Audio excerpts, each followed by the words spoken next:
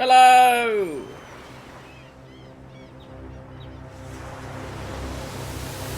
Hello! Hello! Welcome to Magic with the Mayhem, a TTRPG podcast with mostly accurate rules and inconsistent character voices. I'm Alex, your host and GM, and with me are Rome, Pody, Mark, and Joe trying to say hello in sync with me. That was so wrong. I know you're trying to account for Discord lag, but that was a different episode. You said hello in the previous episode. It's a trial by error process, you know? Is that what they call it? Mm-hmm. How are you all doing? Yes. Well, Actually, I'm not I'm bad. very well, thank you. we're all gonna become thumbs, so. I can't drop. I'm listening to the music. Have you ever noticed that he always asks how we're doing, not why or when we're doing? Or even I what don't know we're what doing. I'm doing. I know when you're doing. I mean, I feel like I'm going to sue my parents for why I'm doing. I think someone tried that. I imagine it They probably did. didn't go their way. I can't remember. Yeah, it was me. That's why I can afford my house. You lost. Yeah, as if I have any money. I'm a millennial. Right. We'll just enjoy the music for a little bit. Unless anyone has any, comments, just add them here. Any complaints? We've never had, a complaints section before. Are we doing that? If you'd like to make a complaint, go to our Patreon, where I assume you can submit them. You can put comments on an episode. You could definitely put a complaint there. There you go. There Yeah, you go. complain there. Yeah. Or question. Alex promises that he'll read and respond to all of them. God damn it, I don't have Patreon today. Yeah, question. Why did you bother? That sort of thing. You know? It just says, stop. Right. Left. We do have a recap. What? As usual, there's not much to recap since you just kind of did one thing last episode. We But bought stuff. We bought stuff and we don't know what half of it is. and you sold stuff. Oh, we sold stuff. Yes. Doubt it. I will give this one. I was just channeling my inner Purdy slightly, and I shall leave you with that. Right. as you What? assume. That's very worrying.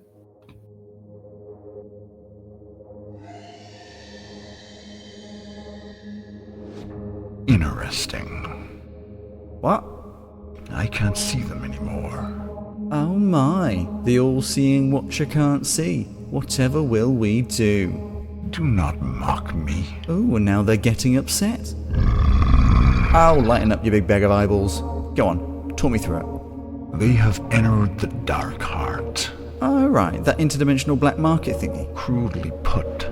But yes, you are correct. And I assume they're selling all the shit they found and buying more shit to replace it? Presumably. So why can't you see them? The dark heart is much more than just a demiplane. It is an area of space that sits beside existence, skirts around time itself. Its creators are beings beyond even our comprehension. Celestial beings that are more powerful than galaxies, beings that defy reality. We are to them what the mortals of this world are to us, mere insects suckling at the scraps of power they leave behind. So, pretty powerful then? Once again, your ability to minimalize the grandiose nature of things astounds me. Cheers, mate. I grow tired of you. Leave me now. Yeah. Big scary god, big scary words. I'm already leaving, you big dolt.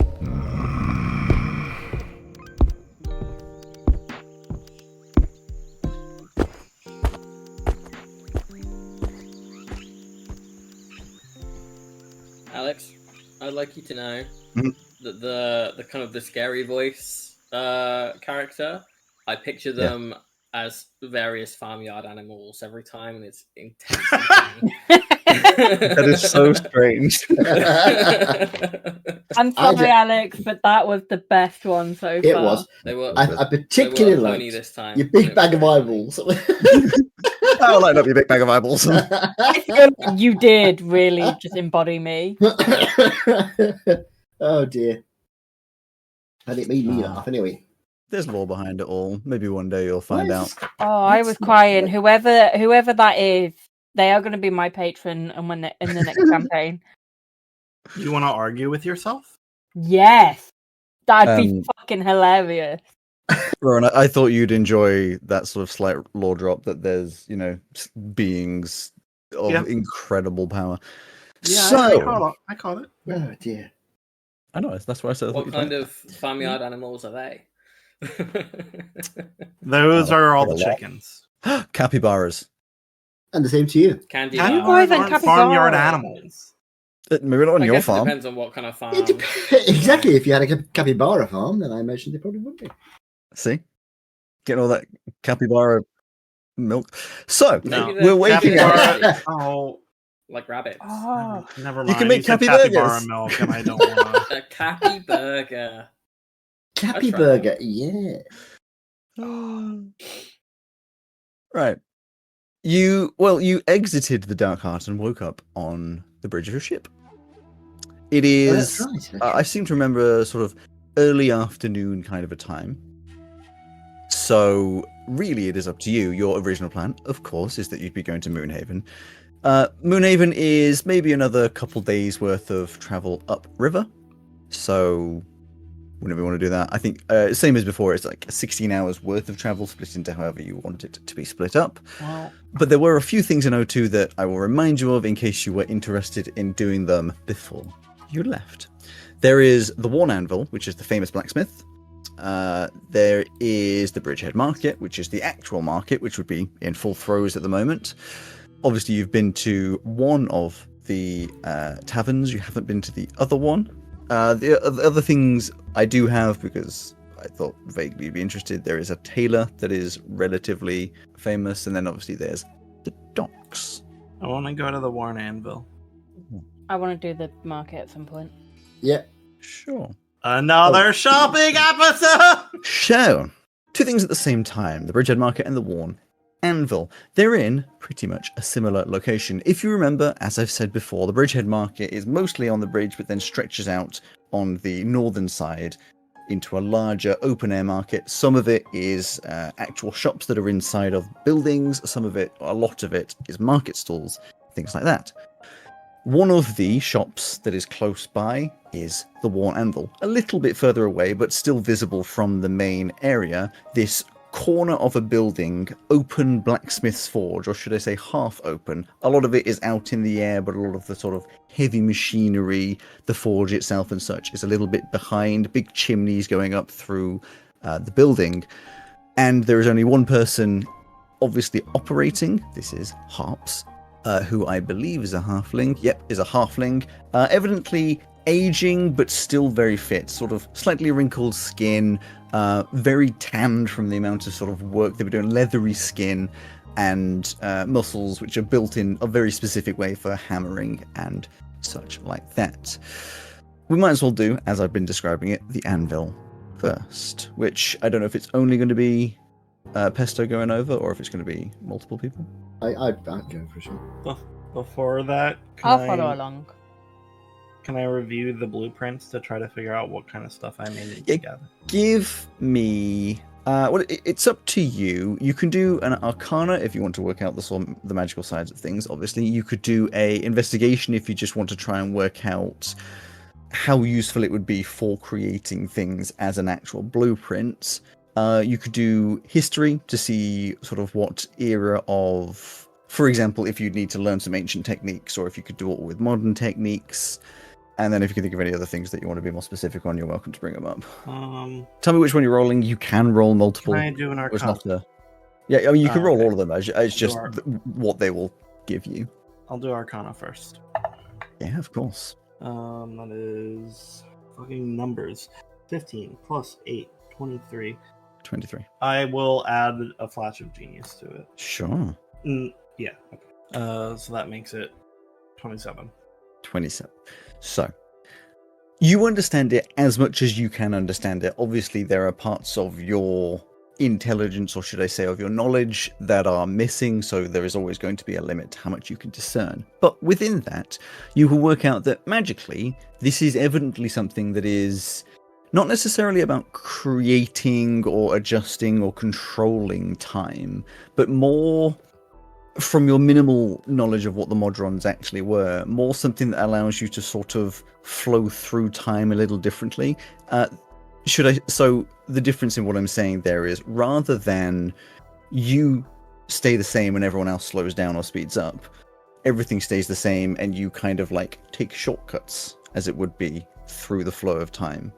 It plays on this idea that you as humanoids in this world perceive time as linear, as it's something that continues moving, as you've heard from all of the intros and stuff, the immortals and such. It's kind of just like a big ball of everything. They can see everything at the same time. This in itself is kind of a core to go in a robot that allows it to skip through time whilst being a creature that is only able to flow through time linearly, as are you. To put it very simply, if you were able to create it perfectly and put it into something like, a suit of some kind, a chest plate, your bracer or whatever, it would allow you to speed and slow up yourself and not lose your mind whilst trying to actually comprehend the complexities of time beyond being immortal. Okay. I've just had a thought. Rowan's gonna use I'm this sorry. to turn the new little robot helper person into Bones Loans. That's what you're gonna do, you bastard. Bones Loans, yes. Imagine if I did. Yeah. I mean, Bones Loans is kind of just like a lesser being of the people that were in the Dark Heart. It's kind of like the same deal. Yeah. Except he's just like a little guy. And this is his origin story. Somewhere in the Dark Heart, the Amethyst Dragon is like fucking around with things. Maybe they're one of the celestial beings. Yes. Was there any others you wanted to roll? Yeah, let's do the investigation. Flip up. That is a 26. 26.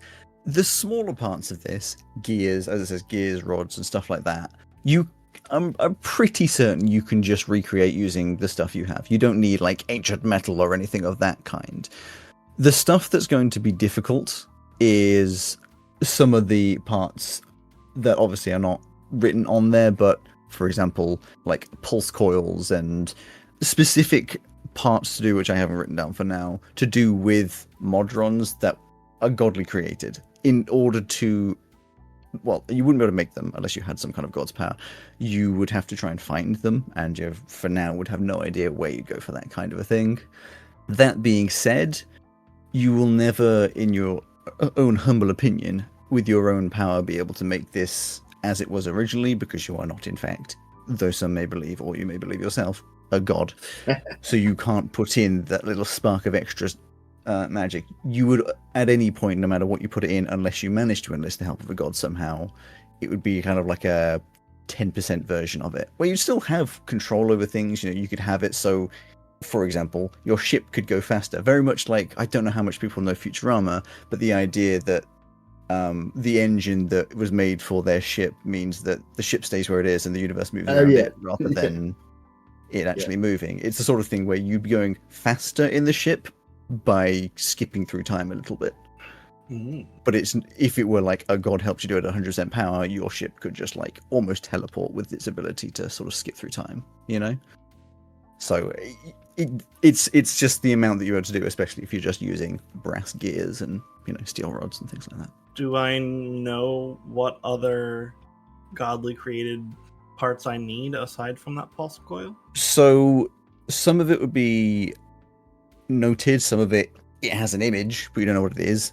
In truth, I have not written this down because I wasn't sure how in-depth you'd want me to go with this. So for now, yes, but no. You do as Pesto, you don't as Rowan yet. Okay, well, I do want to find those. Yeah, I assumed, but I was like keeping things up, so I will write out some things. One of them would be a Zeruan pulse coil. Do I imagine that golden wire may help at all, or is that Modron specific and not necessarily? So it is not on the blueprints, but it is made of a material that would most likely help. So you could potentially infuse that into like a specific spring and use that to like enhance what you're trying to make. This is when it comes down to what you're trying to make, and down in the future when you're trying to do some rolls to make something. If you're like, I'm going to use all these bits of modrons, that would bolster your ability to make what you're trying to make. Whereas if you're like, I'm going to make it out of stuff that's on gel, less likely because it's all just non-magical stuff from gel. You get where I'm coming from? Yeah. You want to make me a cool axe that gets warm when people lie. It glows blue when orcs are nearby. Yes. Okay. Would you like the broken Modron Dharma mask? Because that's Modron mechanics. It might help towards the thing you're trying to create. That's the sort of thing where you would be able to take it apart and use some of its parts, like the the inner rings and some slight gears and stuff from it. It would be completely deconstructed, but you could use that to make something else. Yeah. I wonder if you like this. Obviously, you're interested in the Modron mechanics, whereas this mask, I was only really interested because I quite like masks. So if the outer casing is useless to you, perhaps I can have that back eventually. You have the innards. Keep the outer casing if it is of use, of course. But if you take it apart and the outside casing is the actual mask bit is useless, I'll have it back. Okay. But yes, you take it. It's going to obviously be more useful to you than to me. Now, I do want to say it's like I feel like I'm kind of like taking your stuff here, but like that scarab as well could have some inner parts that could be helpful since that's also of that old god. But I'll start with the stuff that I've got and tell you if I need additional. Take it by all means, and if you find you've no use for it, just let me have it back at some point. It was only out of curiosity, interesting little thing, So take it. You'll probably be the one getting the primary function out of it by the time I'm done with it anyway, since it'll probably become part of the ship. Yeah, absolutely. It's going to help us all. So yes, take it. It's yours. All right. Hoarding all the shiny metal bits. And you guys wanted me to take the potion whenever that is? Do you want me to put that on my list? Yeah, sure. So I'll take the gold. Did you say you wanted the Lupoir or not? Yeah, since it sounds like it could do a little bit. Many smaller parts for a bigger whole. So my pair of timing spectacles I'm going to put on my... already got hats on my wall. I'm going to hang the spectacles underneath it in my collection of arcane bits of masks and clothing. Facewear. My old captain's hat has a hole through it, if I remember right. I put it over a cannon and it blew a hole. Someone blew a hole through it. Yes. Mm-hmm. So have I got the hat at the moment? I suppose I've got I believe you do, but I do not remember where you got it from. I mean, my outfit will... Actually, if you blow up the hat, what happens to it? No, the hat was separate. The hat was separate anyway. Because I have this outfit that changes size with me. So, yes, the Worn Anvil. Yes. You walk over. There is a relative crowd of people that are just sort of looking because everyone knows that it's pretty famous. There is currently no one inside because it's not exactly something that you get a big queue for, You can see that inside there's a few projects being worked on, but it's not like other blacksmiths you've seen around the world where there's always just like stacks and stacks of swords and things. It seems very specific. He's currently working on one, and what he's currently doing is just like, it's obviously a very finished Damascus style blade, and he's balancing it to absolute perfection of nanometers. It's like he balances it and it looks perfect, and then he takes it off and shaves off. You can't even see, and then puts it back on to try and make sure that it's absolutely perfect. You can see the precision of this kind of crafting is off the charts and probably very expensive. I'm trying to decide whether or not I hate that. Pesto's not that precious about it. No, I mean, you would never... You might appreciate this kind of level of crafting, but you would probably find it unnecessary. You're the kind of person that's like... You're swinging a sword around. The microgram that you're changing isn't going to make a difference. But, you'd also see, as opposed to other... There's a lot of, like, older machinery in here. Like, there's not, like, the forge looks slightly different. It's slightly older. Maybe a slightly bluish flame. Maybe a different fuel's being used. There's a lot of older techniques and possibly ancient techniques. The hammer looks like it would be less useful, but potentially makes better blades. Stuff like this, It takes longer, but it makes supposedly better blades, although most end up on display. Does it seem like it's only metalwork? From what you can see, because this is the blacksmith, it seems it is mostly or only metalwork, but you can see maybe 2 almost complete blades in the back that do have handles. One's got a leather handle, one's got a wooden handle. So evidently, in some way or another, some work is done, whether it is this person or something or someone else. Don't know. But doesn't seem to be a lot of tooling for stuff that isn't blacksmith things. Okay. Good day to you, sir. They put down this blade very carefully on there's a lot of surface space, and is on a section that has like a velvet pad, evidently to protect it from the rough wooden or stone surfaces. Turns around and goes, "Welcome. Are you looking for something specific here, or?" My colleague is interested in some bits and pieces. I just wanted to compliment you on that remarkable blade you're working on. Beautiful work. Very specific, yeah. What are you doing? Climbing up on the Climbing up. You don't need to. He's a halfling. All these counters are really low down. I just assumed he had like a step stool. No, just low counters. He's the only one who works there, so everything's much lower down. Am I still a centaur at this point? No, if you remember, you turned into a tiefling with horns that are a little bit too egregiously large. That's right, I remember. So, yeah, Pista, you'd be fine. Okay. Yeah, I have something really specific. So specific, I don't know if it is even, like something that you'd be able to do. I work in the bespoke, but, throw it at me. All right. So actually, no, I'm not going to. Wait. No, How can you throw it at you if he doesn't have it yet? All right, I'm gonna pull out some of that blue dragonite.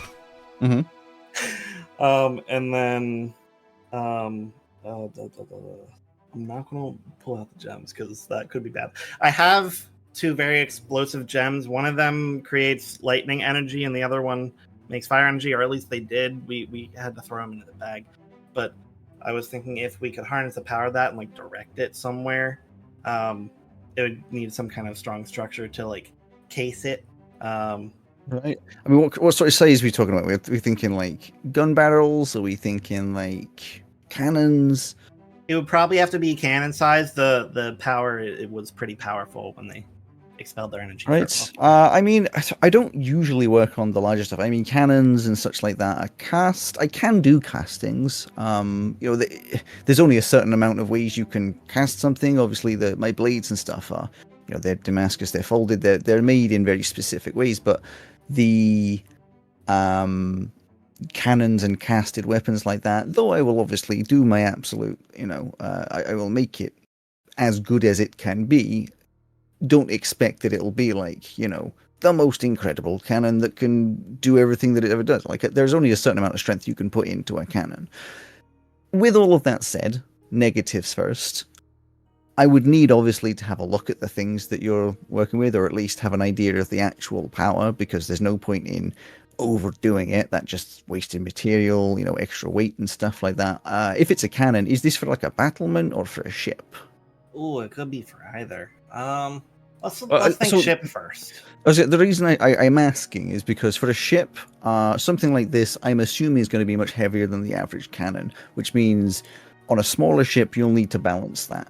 On a larger ship, it shouldn't matter too much, but it's just something to be aware of. I don't necessarily have to make like an entire second cannon, but it might be worth just noting the weight of it and maybe just sticking something heavy at the other side of the ship if it's going to be a problem. Also be aware of recoil. I can put in recoil compensation to these kinds of things. Normally costs more, obviously.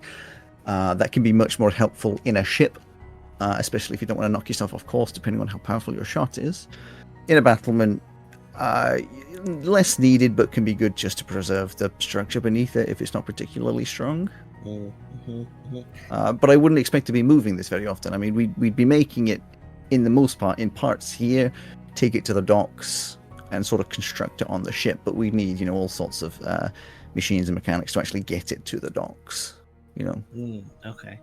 Do you have an anti-magic chamber of any kind that we can look at these gems in? Not personally.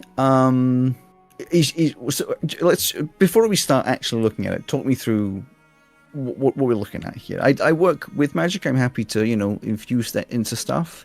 I'm not really used to taking magic out of things. That may have to be on a commission, or like, I will subcontract in a way, but that doesn't mean, of course, it's not possible.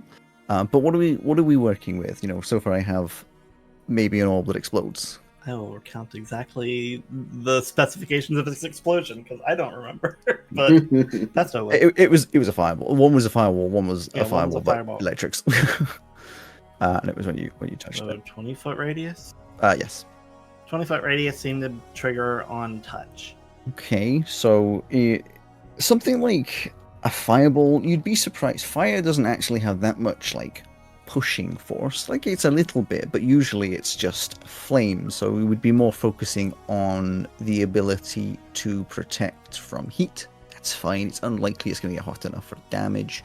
Electrics, we just got to make sure that if there's any mechanics in there that the electricity can't damage that, so maybe insulate the inside so that it doesn't spark on itself.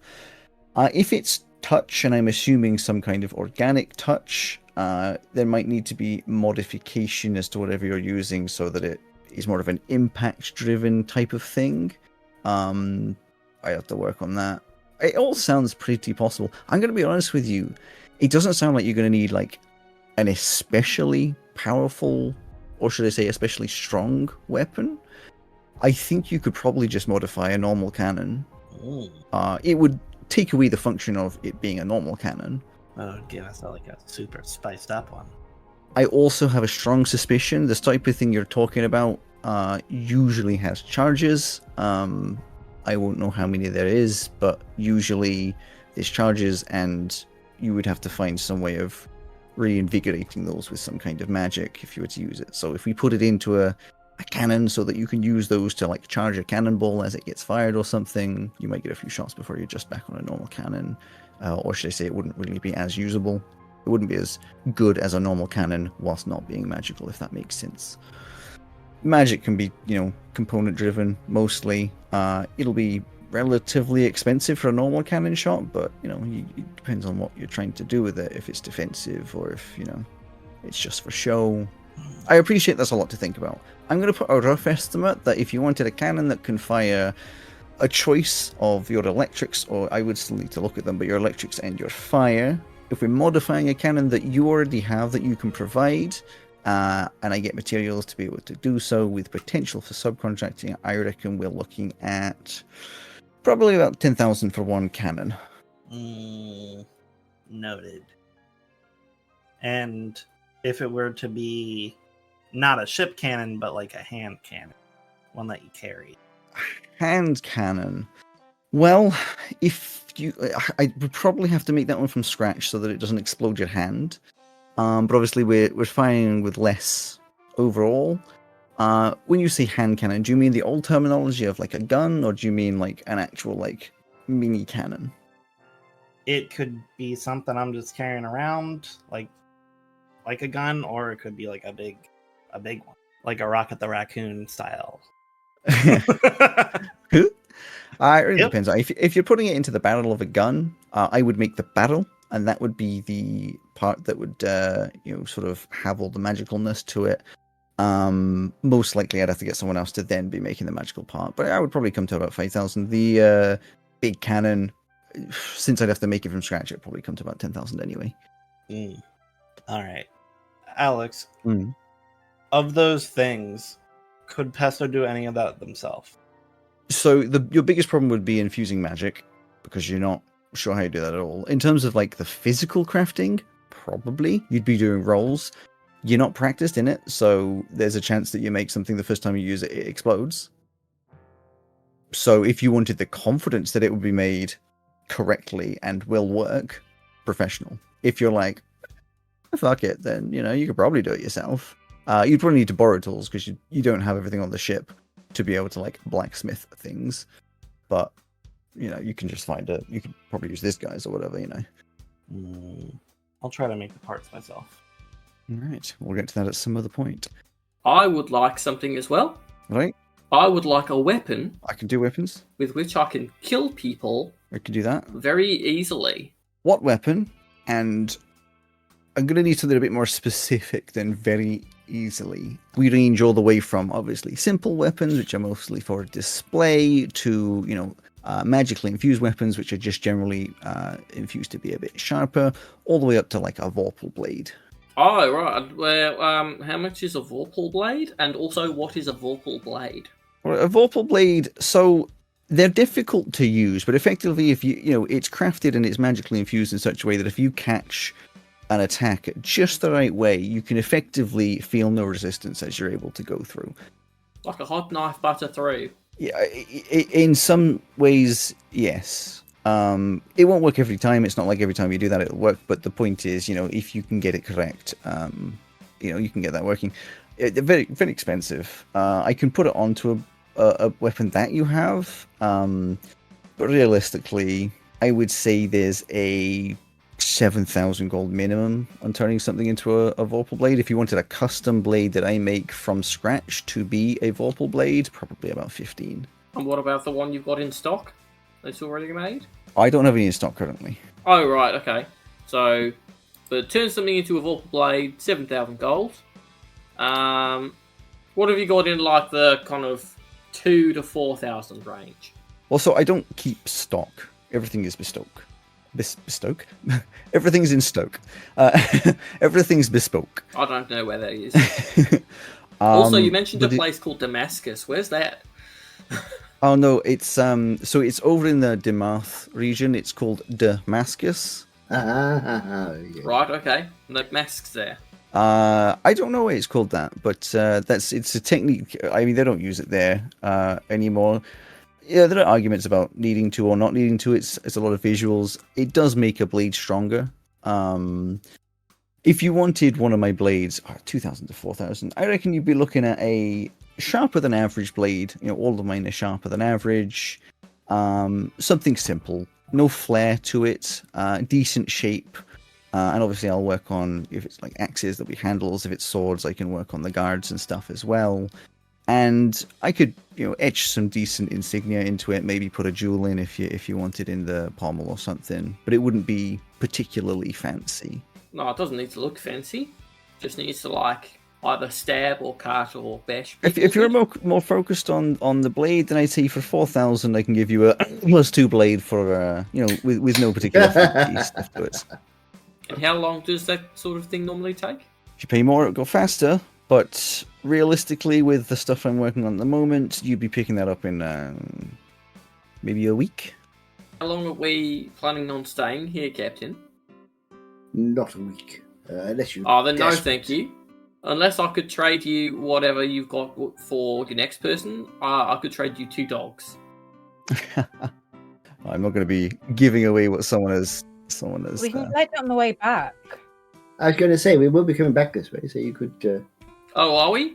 Well, I don't see why not. Well, your plan was to go to Moonhaven, then up to the Warm Heart? Yep.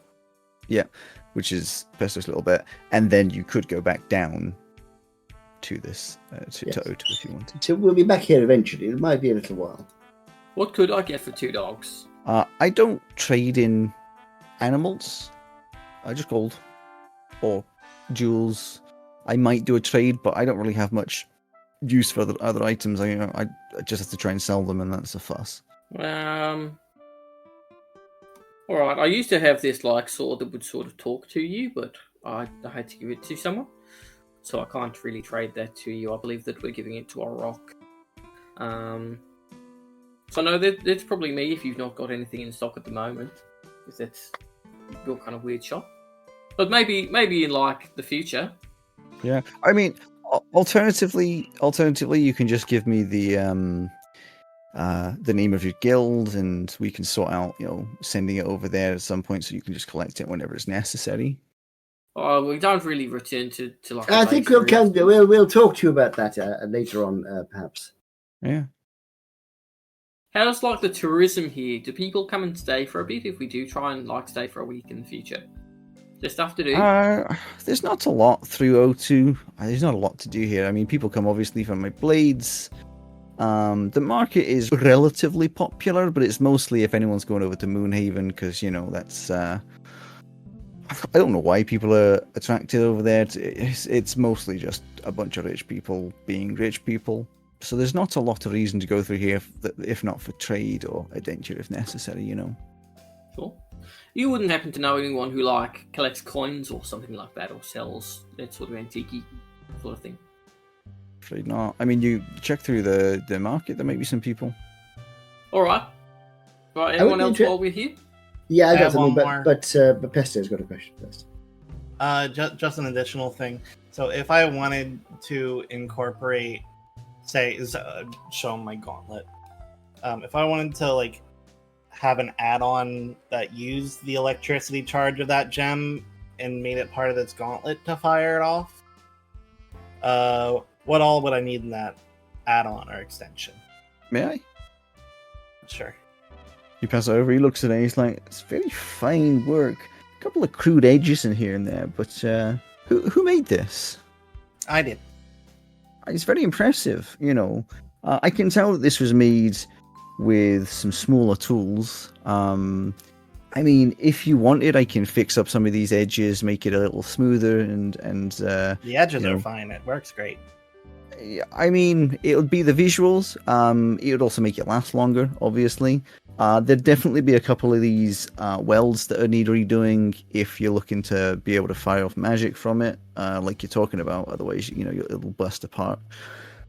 I mean, if you want to do it yourself, you'll need someone who's pretty proficient with magic to be able to help you infuse that. You might be yourself, might not be, but you need someone who's able to do the sort of the correct rituals and such to sort of attune it to the magic. In terms of actual housing, I reckon you need a spot to put whatever orbs you've got. I don't know how big they are, maybe chunks of them, whatever it be. Maybe you can hot swap if you don't want to take up too much space. And then I reckon this top bit you just want to reinforce a little bit. The majority of the work on this would be magical. Okay. Thanks. I would say if you're gonna have, you know, wherever you house your magic, you want to put some almost like routing for the magic so that it goes out the front rather than out the back. Mm. You know, put some runes across the top here just so that, you know, you can channel that magic a bit proper. Sure. But again, that's something for someone who works with the arcane a lot more. All right. Appreciate it. Cool. Well, if you do want those weapons or anything, obviously, you know, just let me know. I would say pretty much at any point it'll be a week from when you ask. At least this time of year, there's certain times when it gets a bit more rare that anyone, you know, pays extra to sort of cut the line, as it were. And I usually am not too much of a fan of people doing that. It's mostly if it's royals and things, and I don't get much choice. Naturally. I was just interested in your opinion of this blade, if it's any good or whatever. I'm going to share the sermon knife that we've got. I mean, it's evidently old. This was definitely crafted for display and maybe a bit more like, ceremonial purposes. I wouldn't say it's something that's worth using in an actual fight. It would do you well in a pinch, but decent chance it'll just sort of break. You can see along here, it's been repaired a couple times, so it'll be likely to shatter if it took a really hard impact. Best for just like putting on a fireplace or something. Would there be a market for this sort of thing, do you think? Up in Moonhaven, definitely. Might not be illegal, and I know your adventurer types are very specific about your buying and selling. Oh yes, of course. But there's all sorts in Moonhaven who like their fancy stuff a little bit under the market, as it might be. No, of course I wouldn't be interested in that, but thank you for the advice. Anybody else, chaps? To the market, then. Oh, thank you very much, sir. Yeah, we'll have a little Thank wander you. around the market before we leave. Thank you for your help. No worries. So, there are a lot of things in the market. Specifically, I have a table of 22 stalls, but I don't have like all of the big descriptions. It's just a lot smaller. So it's just a bunch of stalls, and then I'll do my description whilst you're reading through those. There we go. So, the Bridgehead Market. Nestled along the length of the Stenegard Bridge and pushing out into the northern side, the Bridgehead Market sprawls with a cosy charm, a chaotic tapestry of trade and chatter. The bridge itself is wide and solid, an old stone structure spanning the Farry River. Stone railings have long since been reinforced with ropes and patchwork canvas awnings, providing shade from misty morning drizzle or the glare of midday suns. Despite the lack of a formal layout, the market flows with a natural rhythm. The stall holders seem to have developed an unspoken etiquette, keeping pathways open enough for carts and customers to weave through and not intruding on the space of others, creating a calm and smooth flow. The market is busiest around midday, which is it's a little later than that, but it's still very busy, when fishers return and travellers pause before boarding ferries or heading into town. Local music drifts from buskers at either end, and the sound of clinking coins and bartered goods makes the whole bridge hum with life.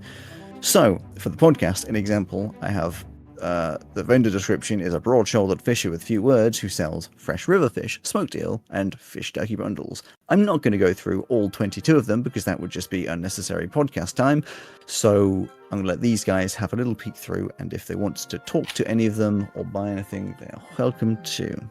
Can we go to stall 14? 14. A woman with 5 belts and many rings who is selling... The Digimon. Digimon? Yeah, Digimon love to put a bunch of belts on them. Sure. 5 belts and many rings, selling jewelry type things, and as you walk over, it's like, you're right, there's a lot of people around, it's very noisy. It was like, you're right, what can I get you? There's gestures to the table, which has plenty of all sorts of knickknacks and jewelry type things. I'm eager to take a look through all your stuff here, but we also have some very unique coins that you may be interested in. Maybe. I mostly use the coins to turn into things, but What do you turn into? no, I craft things. Oh, I see. You're an artist. You won't be able to afford them. I understand. Right. I mean, if you want to sell something, you're welcome to, but if you're just going to be rude, then plenty of other people around. Okay. Can I look through the trinkets? You can do. I mean, it's a lot of animals, flowers, vague like shapes and things to do. You know, like I will say runic, but not like magical. Just like common shapes and things that aren't particularly special. Think like in the real world where you get one of like the tree of life or like the peace symbol or stuff like that.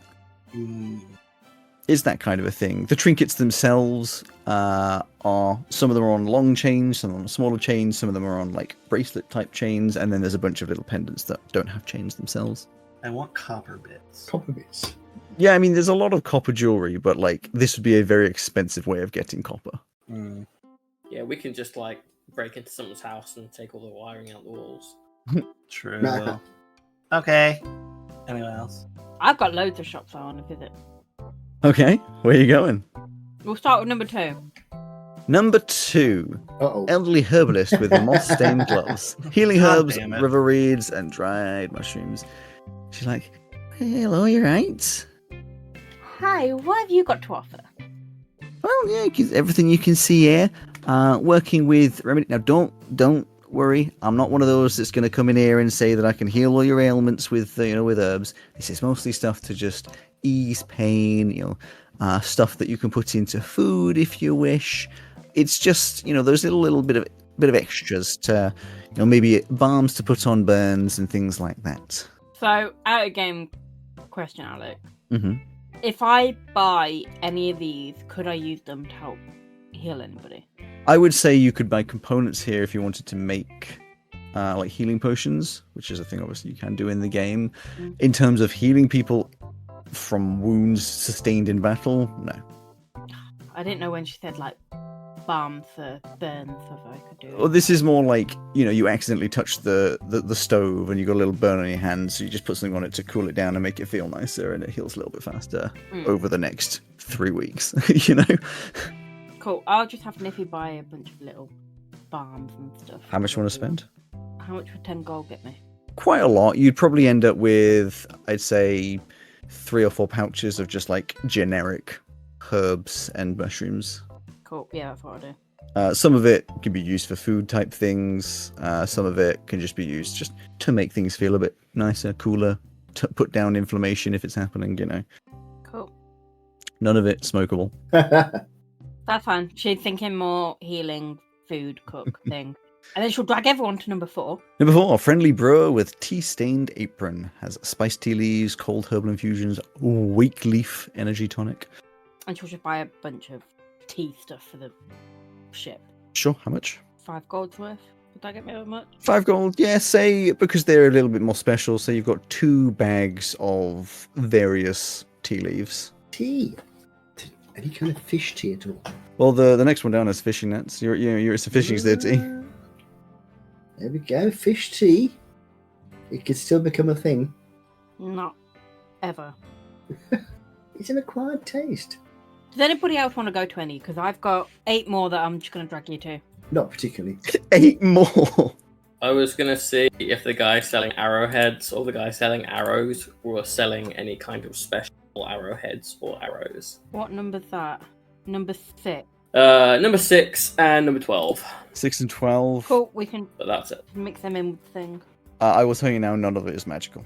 It doesn't have to be magical. It could be like a boxing glove arrow or, Scylla sort of thing. No. It's just arrowheads. These are obviously like handmade arrowheads and things. They are not special, relatively cheap, well crafted, but you could just buy a bunch of arrows or fletching and stuff like that if you wanted to. Nah. I'm good. You go buy your drugs. She's not just buying drugs because she wants to go to number 8 and buy a bunch of trinkets. Elf under a reed parasol dusted in glitter. When you say trinkets, Like tiny mirrors and shit like that. That's saying. She just wants to buy a couple of things for her house, for her room. you can do. I don't know how you're going to note it down if you just want to buy some stuff. Like, I can be specific. Yes, I want you to be but there. Okay, so what do you want to buy? How much you're spending? You can't just say, give me shit. No, I thought when you said you were going to be like that, you were going to give me a list of a couple of things that she does, and I'd go, "Oh yeah, I am." What you have is what I have written. Like, you can be open-ended as to what we have. Like, I'm not being specific because I'm not going to write down 22. Bone amulet. Can you be a bit more on the bone amulet? I mean, there'll be amulets that are made of bone. Any type of bone? What part of bone? What animal? What human? I'm going to be making this up. Why do you want to know? I feel like that's a more specific. Because if there's a cool one, she'll buy one. None of the bones are like particularly special. They'll be like butcher's bones that have been cleaned up. Ugh, no, she'll walk on from that one. Oh wow, it's not special enough. I see. I'm not sure what difference it would make if it was like an owlbear bone, or maybe they'll just say it's an owlbear bone. Oh, it depends. Like if it's like an owlbear jaw or something. No, nothing that big. Yeah, she just wants to go buy some food from number 9 for the. Number 9, 2 gnome cousins constantly bickering. I mean, that would be stuff that would go off within the day, so you could buy some food for the various trips you're having. If it will go off within the day, she's not going to bother. Roasted nuts.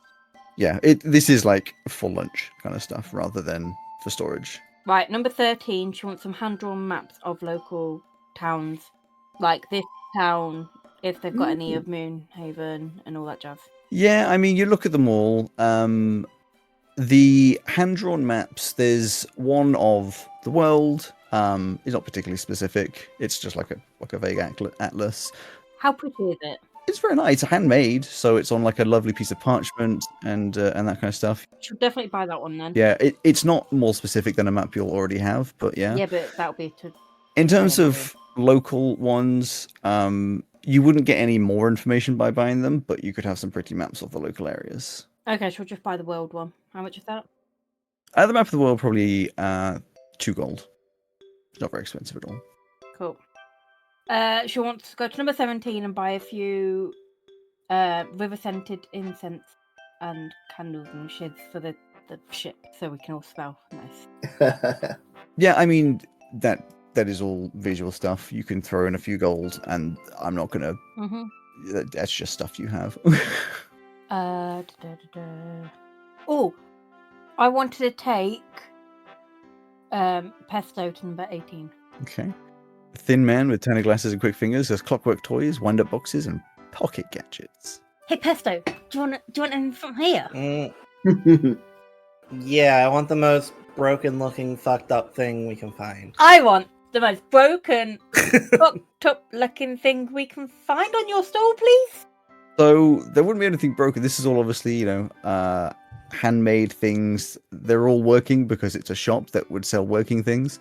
Depending on your definition of fucked up, it's mostly cutesy stuff, like a frog that hops around, or, a dog or a cat or something that walks along the table. It's those kinds of things. Wind-up boxes are just ones that play little tunes, little melodies and things. Oh, she'll definitely pick up a wind-up box that plays the most annoying, repetitive, stuck-in-your-head song you can get. I mean, they're all fairly similar. The old one, like in real life, where it has the metal times and they sort of... She wants to buy the one that the whole team visibly cringes at. There's a subjective opinion, so I can't say what the tune would be, but you can That's certainly fine. buy one. It's Despacito. Are you getting anything, Pesto? Nah. Oh. Nah. You're disappointed that nothing's broken. Yeah. Not weird enough. She'll just instantly skip off to number 20. Number 20, elderly tobacco in a straw hat, tobacco pouches, carved pipes, and smoking blends. None of this is like weed drugs, it's all tobacco stuff. Nope. She wants a pipe. Yeah, there's plenty of different ones. So there's a few shaped like animals. There's a few that have just like interesting patterns and such on them, little like golden trims or copper and brass bits. There's a couple that would put out colourful smoke when you smoke through them. Yes. So those are about 10 gold each, but you have to buy a thing to put in it that makes the colourful smoke, which is 10 for 10, and each one will last maybe about an hour. 100 smokes. So, question: could she put the purple, like she wants purple smoke thing into just a normal pipe, or does it have to be that? So there is like a slot for it in these pipes. Oh, because she really wants a fun-looking one, So it like filters through. but she wants a purple smoking one. Oh well. Why does Niffy strike me as the type that would buy a pipe to smoke from it once and then misplace it and never be able to use it again? So do you want a pipe? Yep. What do you want it to look like? Like almost like a twisted root. To match our ship aesthetic? Yeah, to match the ship. You can do. Amazingly, they have exactly what you want in stock, whatever it is that you've drawn in your head. And it costs about 5 gold. It's very nice. It's not actually twisted roots. It's like carved to look like it. But, Yeah. I'm gonna grab one that looks like the end of it is like a wailing man's face and be like, Niffy, get this one. It's weird. Go on. I'll add that onto the list. Yeah! That one's 7 gold. Cool. Yippee! Yeah, it's like a nice dark wood, and on the end is this sort of lighter wood, and the details of the face are like with like tears coming down, are in like a gold, not actually gold, but like a gold. So it's a little bit more grotesque. It's still very like gracious in its existence. It's not as horrifying as you might like. It's not twisted, contorted, screaming in pain. It's more of just like the drama masks. Yeah. So I've spent about 27 gold there, haven't I? Sure. How much was the wind-up box? I don't think I said. No, you didn't. 4 gold. Cool. What's that? Oh yeah, she wants to go to number 2. Oh. Number 22. Did I say? Number 22. Dark-skinned woman selling from a woven crate. So you've got dried flowered sachets, tiny glass vials of perfume, pressed plant keepsakes, flowery stuff. Yes. So she wants loads of perfumes. So they're all flower perfumes.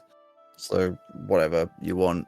I'd say it's a gold per vial, and they're like the small ones. They're, a few uses per. Very potent, very lovely. So as much as you want, really, in terms of spending gold. Cool. She'll probably spend 5 gold. You're asking me? Yeah. How much would that get her? I say it's 1 gold 5. per. Oh, right. I didn't hear that bit. And then she wants to get, if they've got it in the pressed plant keepsake, like little gardenias. Mm-hmm. I mean, yes. I just want to look at what they are. I think Google spell corrected me to something different, because it says giardineria is a vibrant Italian relish or pickle, Hmm. It's a really pretty white flower. Ah, there it is. Oh, it looks kind of like a rose. Do they sell pressed pickles, Alex? They don't sell pressed pickles. Damn. I don't think that's usually a keepsake. Pressed pickle? Bet. I said usually because I'm sure somebody does it. I don't want to look it up though. Pressed pickle. Yeah, Yeah. that'll be something different. Yeah. How much would that be? The pressed plant, 10 gold. Tap. How about the pressed pickle? You'd have to buy a pressing kit and buy a pickle. I can make a pressing kit. Probably. Just gonna press a pickle. It's very juicy for no reason. And then dry it out. Just Leave it drying like a towel. and then it would just go off. Yeah. I've got a rotten pressed pickle. Yippee! Okay. So, by the time you finished all this, I'm sure it's pushing, later into the afternoon. Suns are hanging a bit lower in the sky, and the market itself is calming down. 4 o'clock maybe. A couple of the stalls may be closing because they've run out of product. What is the plan from there? I got some stuff to do. I got some work to do on the ship. Well, you can probably do that whilst you're traveling. Yeah. You've got to go kill some people, right? Do we? Just Why? yeah, just through the town. Just some people we don't like the look of. No! We already Stop did that. saying that because I don't have that on my bingo card today. We're a raiding party of pirates, right? No. No. Go back to the ship. Nice. Come on, Ozzy. Back to the ship now. No, we're a raving party. It's Raving different. mad. Raving mad. Nope. Back to the ship. You're raving loonies. No killing anyone. You get back to the ship. TR-51 is just waiting there, doing that cute pose where one hand is in the other and they're just kind of swinging left and right. OTR. Hey, buddy. Hello. Did you have fun? Well, I could see Yeah. you in the market from here. Just pointing at the market. Oh, lovely. Yes, we had a little stroll around the shops. Yes, very nice, very nice. Did you buy me things? Yes. I will give him Bullshit. one of my perfume vials and some mushrooms. Just holding the boat, just Amazing. it obviously doesn't know what to do with them. TR-51, have we found you somewhere to sort of live, as it were? A space of your own? Live. I do not need space. You'd have somewhere that you can put your belongings. Like I the do not very... have belongings. I have belongings. Exactly. We can make over you a room. I mean, this thing's cargo, so doesn't it go in the cargo hold? Shut up, Ozzy. And Niffy will literally just put her hand on Ozzy's face and push him away. It's a member of the crew for the moment, so... It's cold. And That's fine. slightly hairy, but fake hairy. She doesn't care. She's just like, "Shut up, Ozzy. Let's decorate you a room. I've got stuff to do. I'm going downstairs. I don't think we have any spare rooms. You hear this running down the stairs, and then 3 or 4 things obviously drop out of your hands. Oh shit! You're trying to pick something up, and something else falls down. You're just scuttering down. Is it staying with you, Niffy? Because we don't have a spare room. Bunk bed. All right, Niffy. TR-51, Niffy is happy to have you in her room, so she'll tell you where your little bit of space is. Be good. Come with me. I will take a corner. You are going to get chewed on by her dog dragon thing. Dog. Pumpkin won't touch you. Don't worry. Pumpkin's just sitting behind you. Pumpkin's distracted by a butterfly that's fluttering past. Yeah. She has 2 roommates now because Pumpkin. Yeah, Pumpkin stays in the room with her. It's quite a cramped room. It's fine. She'll make it work. She loves interior design. So, it would be a couple days worth of travel, and you are welcome to obviously do things in this couple days. About how many hours do we have to work on things? So 8, wasn't it? the actual sailing time, 16 hours, but you have before done a day of sailing. So because it's late afternoon, you could do 4 hours now, rest, another 8-hour day, rest, and then the next day get there about midday if you wanted to. Or you could wait here for the rest of the day, sleep over, take a couple days, really your guys' choice. Doesn't really make much difference, I'll be honest. That's not helpful. I don't like. I know. We're not I know. time isn't that like specific. You're not on any. Amazingly, you're not on any schedules. You guys don't have deadlines. I know, it's weird. We were so rushed last season. So how much time do you want, Pesto? Yeah, that's a better question, because we can get there whenever. How much time do you want, Rowan? So there's stuff. There's stuff to do. I want to first show that harps guy what for and make this gauntlet look incredible. Okay. I know he never said that I can't, but I took it as a challenge. That's the first thing you want to do. The first thing you want to do is cosmetic to your gauntlet. Yes. Well, both cosmetic and reinforcements in preparation for extensions. Sure. Yeah, I like to imagine that you never learnt to weld properly because you just learnt to weld good enough, and now you're like, if I'm going to learn to weld properly, I need to actually like put in effort.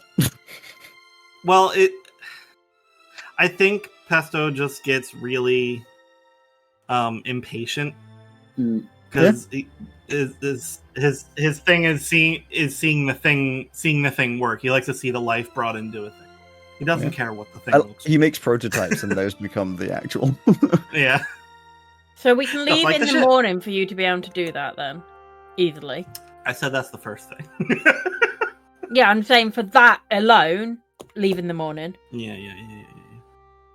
Then I want to build the casing for the electricity gem. Do we need to be here to do that? So we can do that on the move. Yeah. Yes. Yeah, So- because I'm not gonna mess with the gem while we're in here. We need like a safer place to do that. And in Moonhaven, I want to look at getting like one of those containers where you like put your hands in gloves and like touch things, but Yep. it's like to contain magic. That would be great to have. So at the if it moment, we're exists. leaving here in the morning, Yeah, possibly doing a 16-hour. I think we'll do an 8-hour and find somewhere to dock. Yeah, I think Nice. 24 hours thing. So it would mean that we'd be not Eight. in the morning, another but a eight. week, a Yeah. day in the morning. So far, getting to Moonhaven. Okay. Yeah, so you've got 16 hours to do them bits in. If you want them done before we get to Moonhaven. Or we can just take longer. We could just say, Rowan wants to do this stuff. Alex says it'll take 48 hours, and we go, okay. We can take it nice and slow. Yeah, There's no rush. I'm just trying to work out roughly when we're going to get to Moonhaven. I at least want the first bit done before we get to it. Sure. So we're going to organise it so that we'll get to Moonhaven the morning after Pesto's finished his doings. Sounds good. So we'll get there in a month.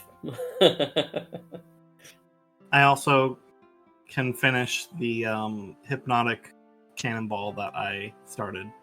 I was halfway through. I need to check whatever half the time is left on the thing. Who needs sleep? Rowan, what is the spell level that you were doing with? 3 if it's hypnotic pattern. Oh, you know what? No, I put 3? yeah, I put that on Niffy's bullet. I wasn't doing a cannonball. It's already done. It's already in there. Special ammo list. You already did it? Yeah, it was level 3 though. How long do they take? A week, which would be 7 times 8. Half from me. Yeah, we got to work out how many Yes. hours it is first. 7 times 8 is... Go on, Rowan, you've got this one. I believe in you. You saying you believe in 56, correct, No, so it's, I was gonna say it. I was figuring it out while I 28 was hours. talking. I was buying myself time. 28 hours. Well, that one's already done. Let me make this gauntlet nice and reinforced and Sure, give me... well, so do you have expertise in your tools? yes, always. Yeah, No so matter just what be- tool. Yeah, it no would just matter be an what expertise tools it roll. is. Be an expertise roll. Intelligence with expertise, right? I trust your intuition. You probably remember correctly. Okay. Am I doing it with Dex or Int? Your choice. Where's my? Is 21. It is a high roll, but obviously you're not going to learn to perfectly weld things overnight, especially since you've never bothered to be so specific. I reckon you redo some of the crafting, just clean up the edges, take some of it apart, like actually bother to do some of the nicer kind of like rounding the edges, aligning it perfectly, and it looks definitely nicer. It is not the greatest it could ever be. It is not if Harps had done it himself, but for you and what you normally do, you'd be very proud of it. And it probably, as much as you would begrudgingly think it and never tell anyone, it's a little bit more comfortable to wear. I would never. Exactly. Like before, you didn't realize, like some of the rivets and such for like an inner lining and things was like was sticking into you, and now they're not, and you're like, oh, you know what? That actually works much better. Like you'd always end up with a bruise after a long time, and now that's just not happening anymore. What about mechanically? Obviously, that doesn't really change anything. But visually. what about making the slot for an extension? I would say, I mean, it depends. Are you just going to rush in and do it, or do you want to do some like researchy, designy type stuff first? I'll do researchy, designing type stuff. Sure. Then I would say give me a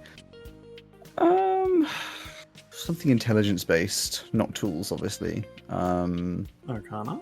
What's under intelligence?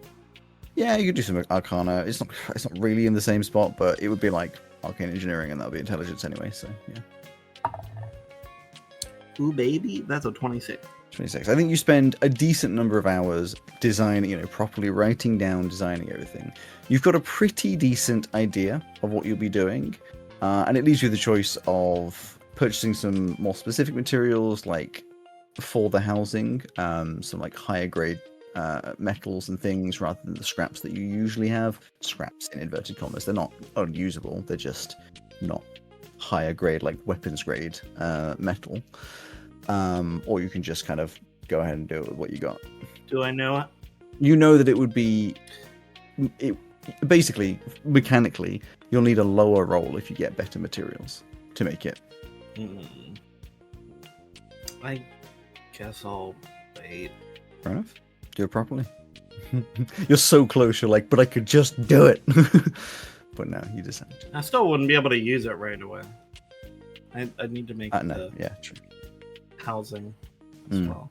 Okay, is anyone else doing anything in the hours? Yes. I'm doing stuff.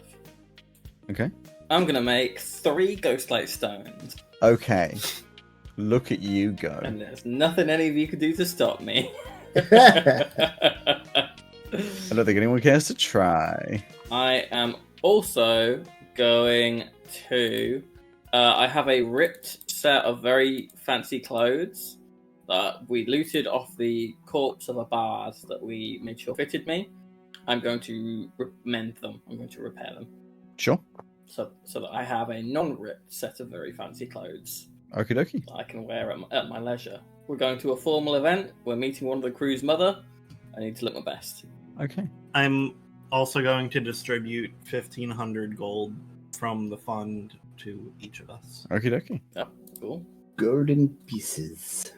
I will also be asking Pesto my 2 various eyes that I have.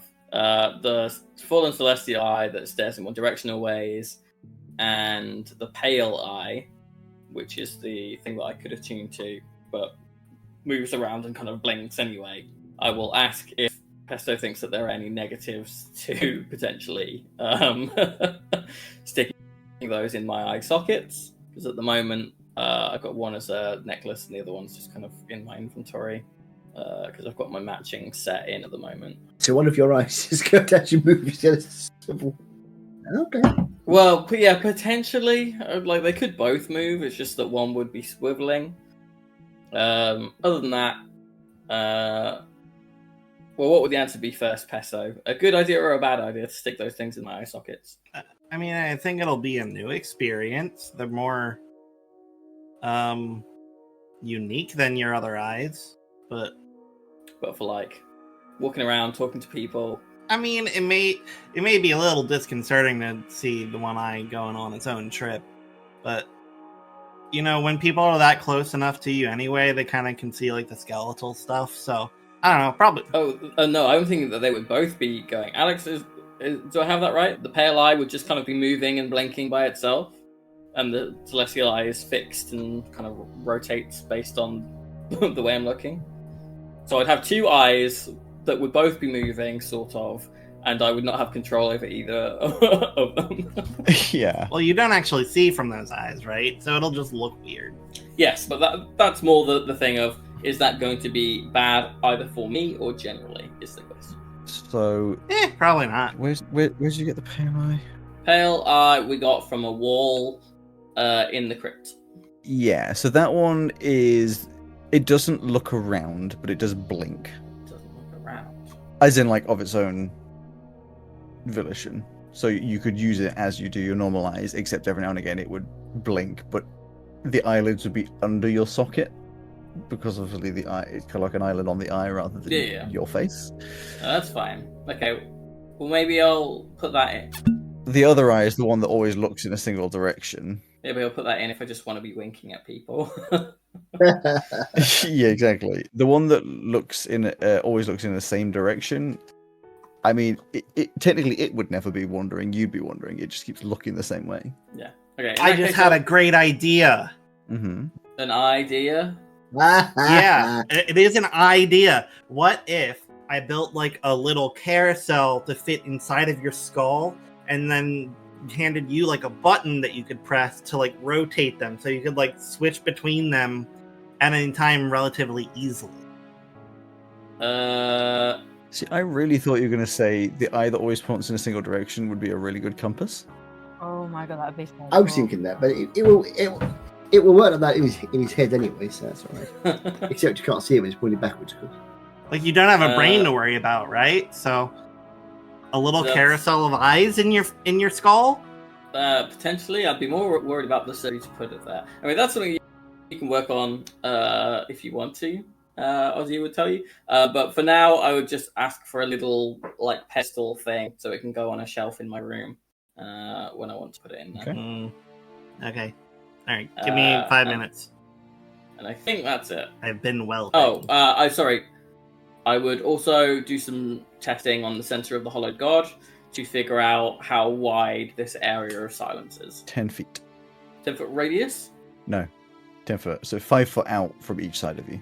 5 foot radius, 10 foot diameter. 5 foot radius. Yeah. Because you said how wide it would be. Fine. And I would test if that works the same as the silence spell, where verbal magic components don't work in it. And you're immune to thunder damage. Yeah, peeling back the curtain, you get the feeling that it would work up to like level 5 spells. Can I do I have time to also do some checks over the ship, trying like comparing that to the Modron blueprint stuff to see how I could possibly integrate that at some point? I mean, do you have time? It depends how much time you spend. That's the other way around. That's the sort of thing that would take far longer than this trip, because you'd have to like do a lot of planning and thinking. I mean, this is an open game. You're more than welcome to. I don't think you need my permission for it. Will it be worth it to start? You won't be doing any rolls, but the more you do it, when you eventually come to doing a roll, the more that it'll trip you. If you're like, I want to do a thing now, and you've like never even slightly talked about doing it, then you're not going to have any idea. Whereas if you're like always talking about looking over the ship, in the background thinking, then when it comes to doing some rolls, then I would say Pesto's pretty solid on some ideas and things. Okay. And in the captain's cabin, Monty will be getting out his gel map. Okay. I'll put it up on his wall and look at her pin. I tell you what, he'll get the the dagger that we got, the ornate dagger. He's going to stab it into the map in Losig. Sure. Yeah, a plan to go there eventually. So you're approaching Moonhaven. You said you're going to go there today, so it'll be late in the evening of one of the days, because you said you're going to do, or were you planning on doing the continuous trip? No, we were going to take it nice and easy. When Pesto is getting close, we'll just... Then it'll be later in the evening by the time you get there. Captain, you're a Kenku. 4'10". I'm a. I just. Your Kenko. Your So, puppy. just about to stab the dagger into Losig, and he suddenly shrinks 2 feet and sticks it into Ecte instead. Yeah, except of course because you're a Kenku, which is kind of crow based. It's just this like as you fall. Righty. Yank it out. Use my Except you flying can't boots. functionally fly. I can. Oh yeah, I can have flying exactly. boots. Use your boots, not your wings. Flap my wings, Anyway. but it's actually my boots that are doing it. And put it into the right place. I shall do my little introductory thing as you get into the port, Moonhaven. Tucked away in a lush forested crescent where the Fiery River curls northward toward the town of Moonhaven glows with quiet opulence. Ancient stone streets meander between thick canopied trees and finely maintained buildings of pale stone, ivy, and slate. The damp air carries the scent of aged wine, earth, and river mist, and here everything feels slower, not from lethargy, but from a deep-set comfort. It's a town built not for speed, but for legacy. Once a centre of wine production, Moonhaven evolved into something more, a sanctuary for the powerful, the aging, and the morally grey.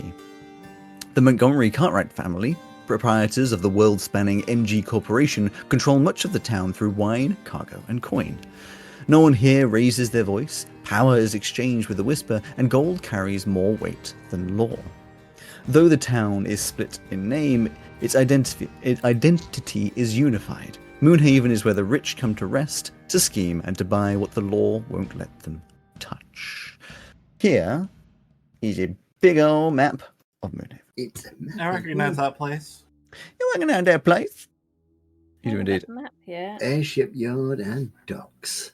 So, you obviously will be coming into the docks from the south up to the north. So the river you can see right down at the bottom it is where it curves, really like the pocket of it curving. Mm-hmm. All of this green, obviously, big foresty bits. And there's the main area of town, Moonhaven itself, which is split into Old Town, Upper District, Old Shade, and the docks.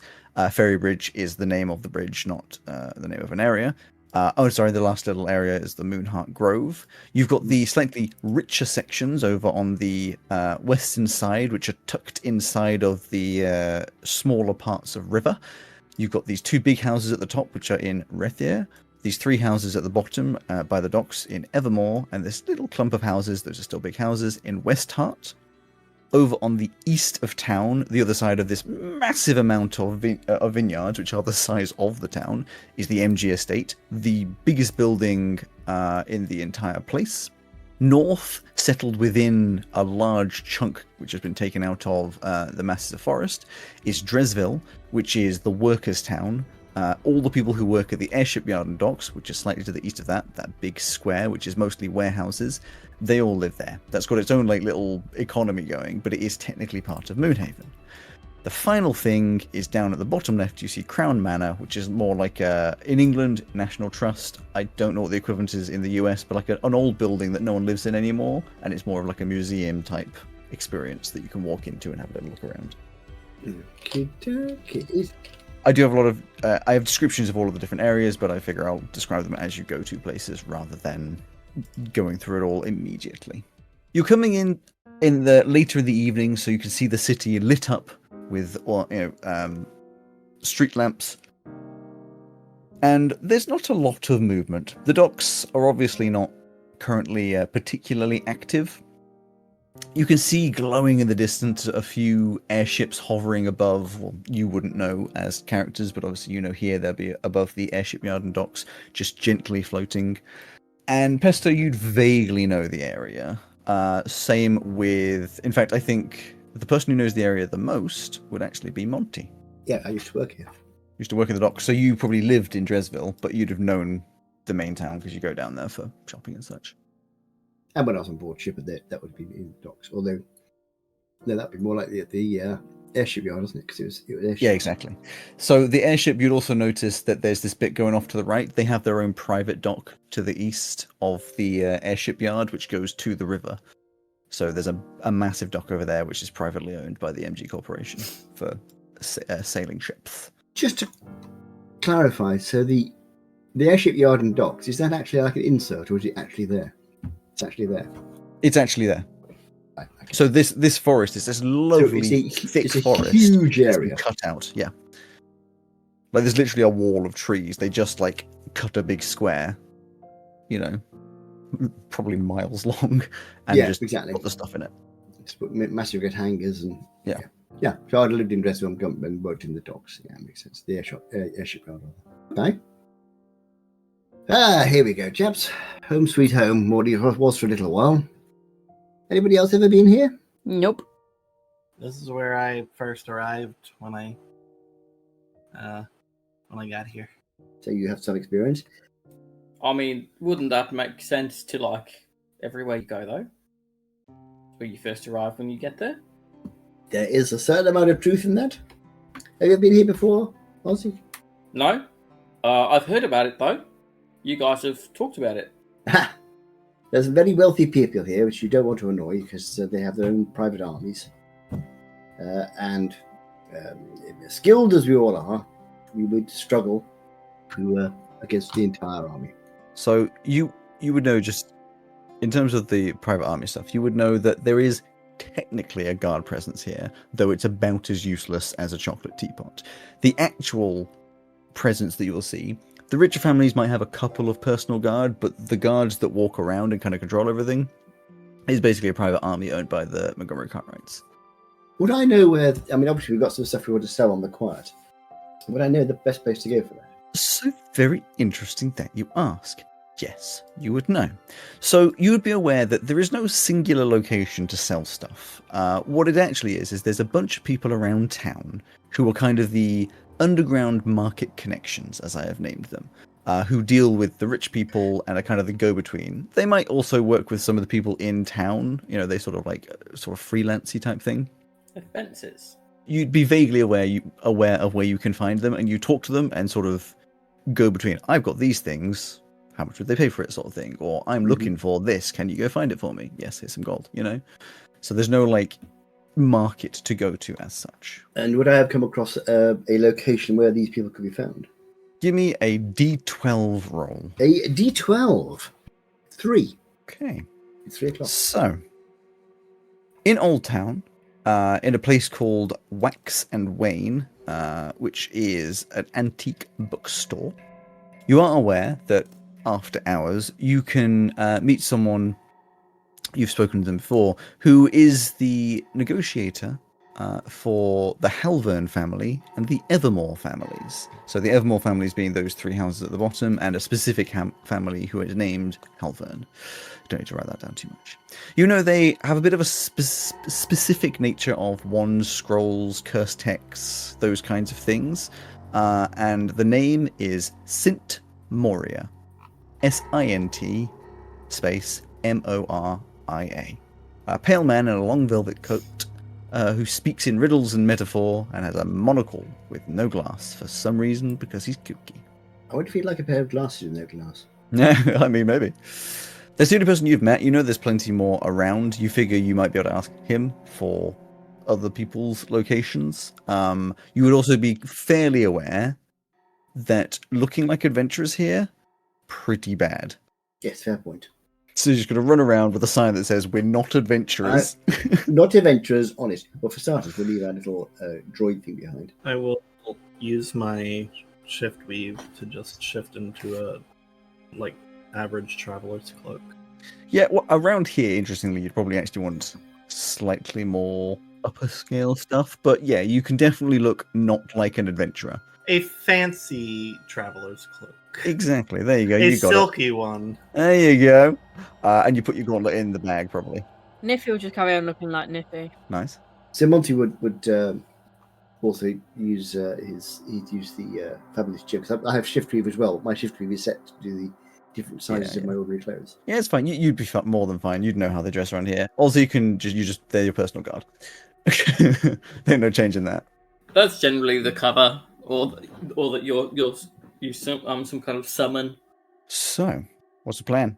There's lots of different places you could look for a tavern, of course, if you were looking for some foodie things. Or, of course, you can go adventuring around. You could just charge into a rich person's house and then just see what happens. It's something what do you want to do? Go, like, raid the MG estate. I'm sure that would go perfectly well. I've already done that once. Yeah. Yeah, let's do that. You die before you even get there. Can I roll a dice to not die? You already have. Too late. Actually, no, you're totally right, Mark. I have died before I got there. But That is true. since I keep going, Chaps, we need to, first of all, we have to decide what it is we're going to try and sell here. Obviously, you got rid of some of our stuff at the Dark Heart. I think the main thing we need to sell are the coins of Armachan. Yeah, we've got the coins. I also like to get rid of the Dust of Disappearance and Deck of Illusions. That'd be cool. Do with that. And what do we want to keep the Silver Raven of? I think I'm going to give that to my mom. Don't see a problem with that. And then, oh, is that something that the captain needs to like approve because it's like ship loot? I don't mind. I mean, if nobody else has any objection, I see no reason why we shouldn't. Well, just because we're already giving the boulder a like that sword. Do you object? I don't know. It just seemed a bit strange. I'm still a bit unsure about this whole mother who is a rock, but also a dragon thing. So, just want to make sure that everything is, fine, and so I'm not the only one who thinks it's kind of strange. But okay.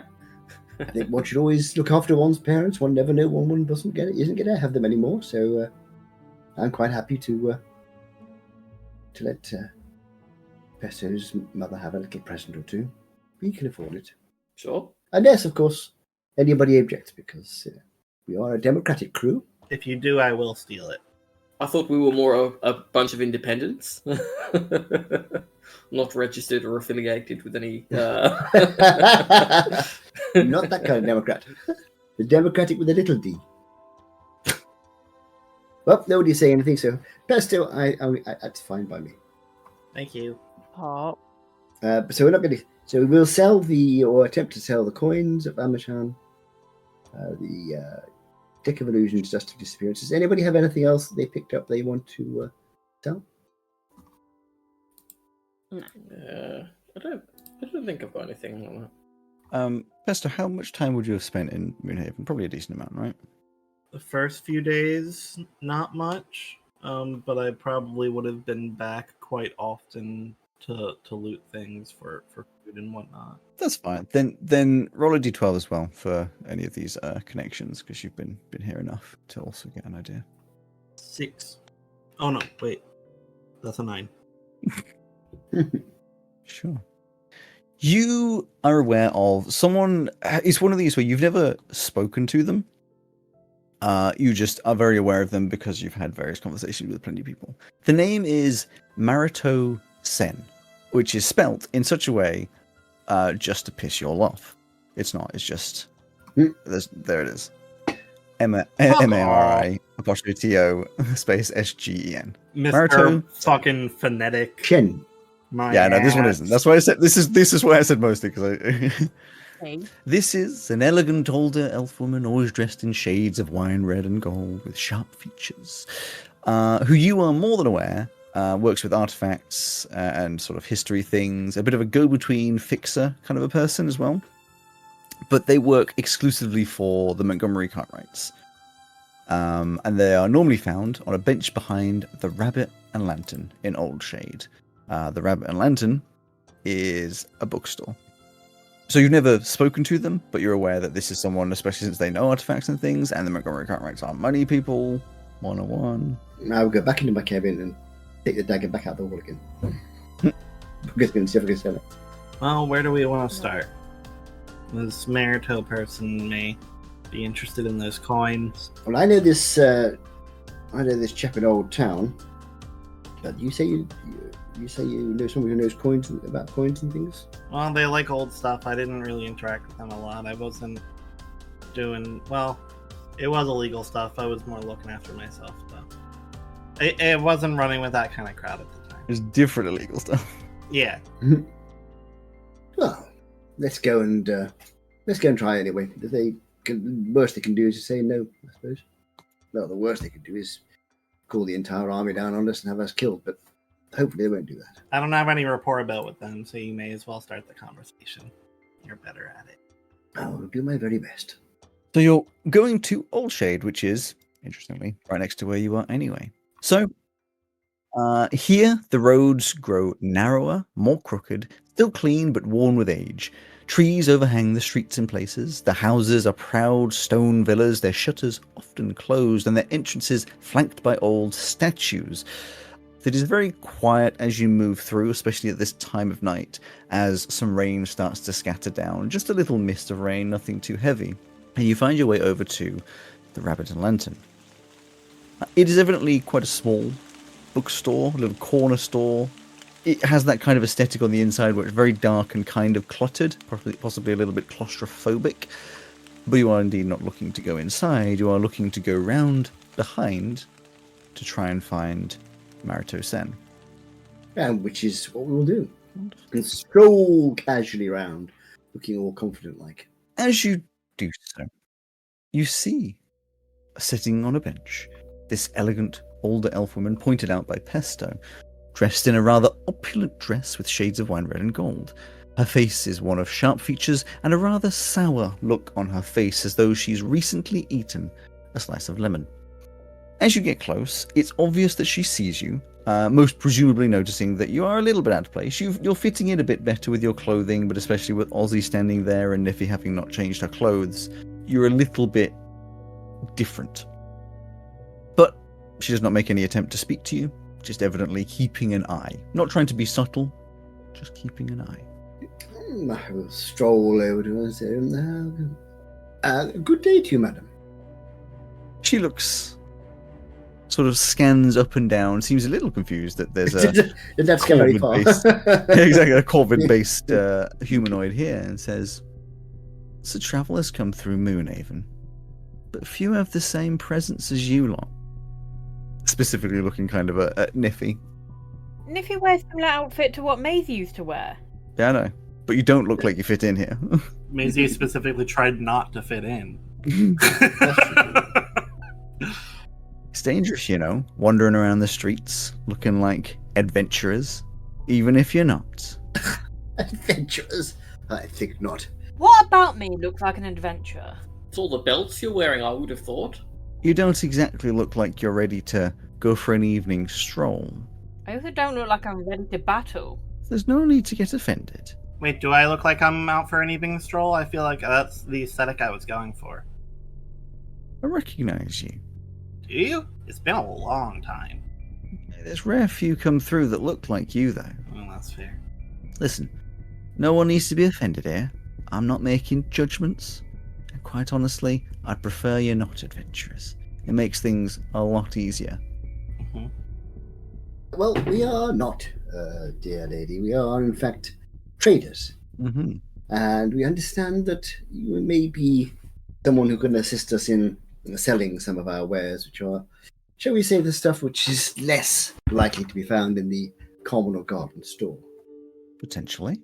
For example, I don't know if you might have a market, know of one, for some ancient coins, rather valuable.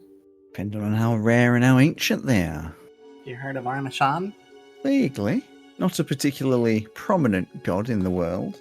Pull out one of the coins to show. Not anymore, no. That's true.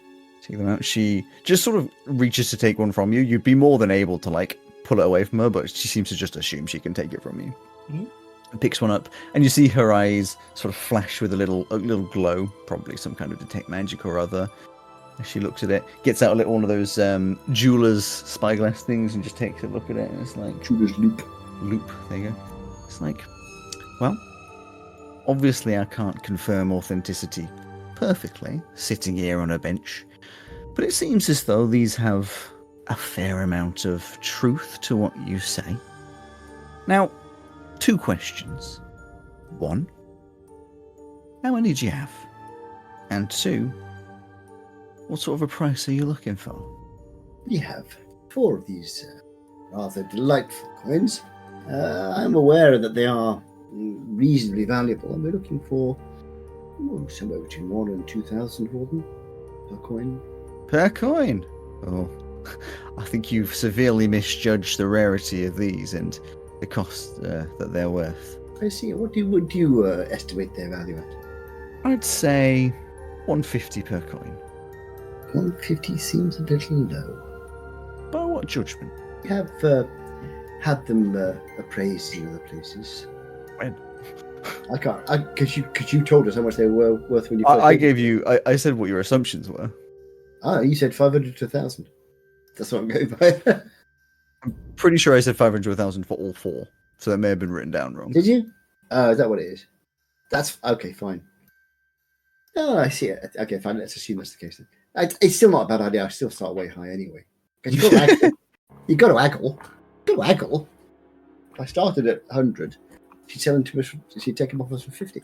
100 is little, no. Perhaps 250 per coin. Give me a persuasion. Jan. I will give you a persuasion. So that is. Don't worry, it's maths. I'm doing 22. Can I 22. add Flash of Genius to make it a 26? More important question: could I stop you? You could have if you spoke faster. Ooh. I'll just make sure to do that in the future. I know. You say 26 in total. Yes. I did. Well, how about we make a further deal? I'm listening. I'm looking for some pauses for a second, looking at you. Not adventurers to help me out. I see. Now, it would be a paid job, but if you're happy to do that, with me still paying you, I'd be happier to take these off your hands. Well, we'll certainly consider it. Or 250 apiece. We'll certainly consider. It would rather depend upon what the job is, of course. Happy to do a good turn for a friend, as long as you don't end up in jail or dead. I mean, I'm going by the assumption, of course, that you're in the business of taking on tasks for gold. Most presumably tasks that most would find rather uninviting and dangerous, perhaps. Have been known to dabble? The premise of what I bring to you is actually quite simple. See, there's a chef in town. Goes by the name of Benricito Moonhaven V. Pesto and Monty, you'll have heard of Benricito Moonhaven V. You know, who I is believe you, because quite a if we celebrity. ever heard that fucking name said, we would never forget I would it. never forget it, exactly. Benricito Moonhaven V. And who the is a reaction celebrity chef. would be the same every single time of, what the fuck did you just say to me? Yep. He's going to be called Ben 5 now. He's a celebrity chef who owns like this massively like rich restaurant Guy Fieri? over in. No, it's more like Gordon Ramsay? anyone who does like maybe Gordon Ramsay. Anyone who does Michelin star, 5 million star restaurant type things. Where it's Yeah. just, Oh, Marcus Waring and all yeah, that stuff. whatever, isn't it? Yeah. Never heard of him. So they're a celebrity of kind, if you're into the world of cooking. See, he's always been good at showmanship, but where he's always lacked is business prowess. His local restaurant attracts many from far around the world, but he's never been able to get that extra push to expand and really get the business flourishing elsewhere. Until recently. Now, with some, you might just think he's finally cracked it, managed to get his feet moving, but my client knows better than that. This is too fast, much too fast, almost as though he's just a bit too lucky. Like he has a little angel on his shoulder guiding his path. My client doesn't like that. They don't like that at all. So, this is where you would come in. A simple investigation, finding out how he's got so lucky, and stop it. My offer, 7,000 gold pieces, and of course, purchase of your coins of Amishan. Well, I've got a question, if that's okay. Yes? Are you, like... Is he being metaphorically lucky and you think there's like a person giving him information? Or is this like a genuine supernatural phenomena where he's like actually really lucky? That is exactly why I would be hiring you. And like, what sort of thing are you expecting us to bring back? Or because if we come back and we're like, yeah, he's just really lucky, he won like 10 coin flips in a row, it's Well, just a bit hard to prove. since I can't tell you what is happening, I can't tell you what proof I need. But I'm a reasonable woman. If I can find, or if you can give me some level of proof, maybe communication whilst you're investigating, then we'll call it good business.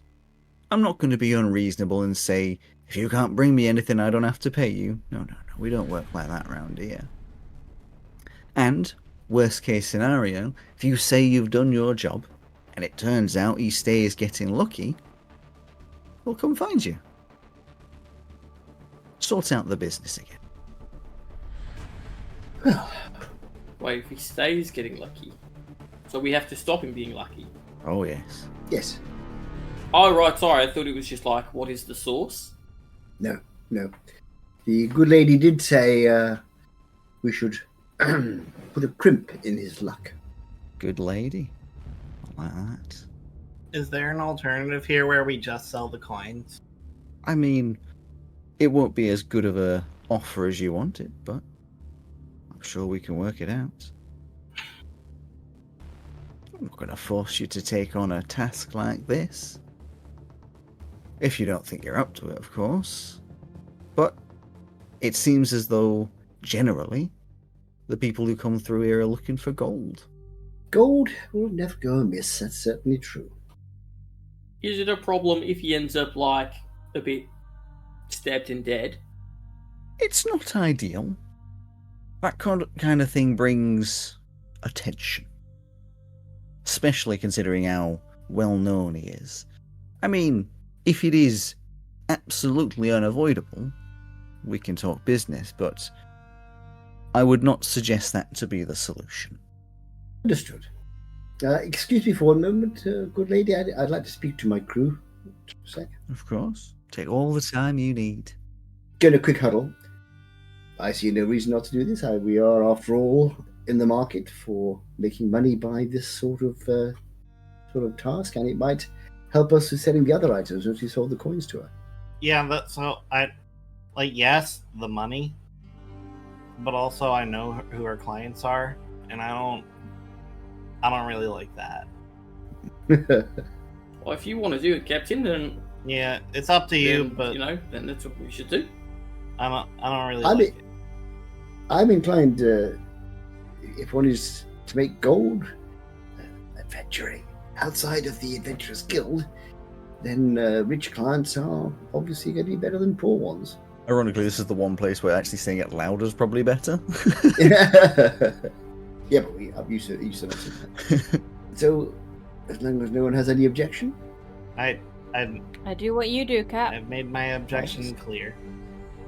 I understand, and we will indeed have to be very careful. We won't necessarily trust this lady 100% without reservation. I'm a bit unclear on your objection, Pesto. If you wouldn't mind just like spelling it out for me a little bit. Yeah, of course, you haven't really been around this town much, Ozzy, have you?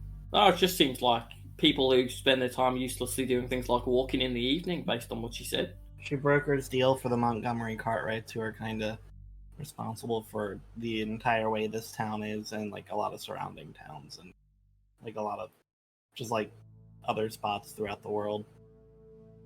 Like they like to step on people. Oh, it's they're that kind of family, I see.